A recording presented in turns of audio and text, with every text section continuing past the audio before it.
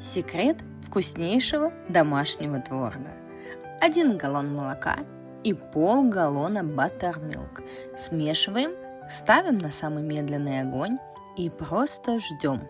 Иногда помешиваем, а как только молоко закипит, выключаем и даем ему постоять часа 4. Потом марля, груз, холодильник на ночь и утром идеальный нежный рассыпчатый творог.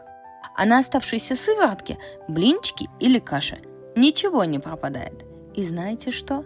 Магии нет. Просто рецепт, который передают дальше.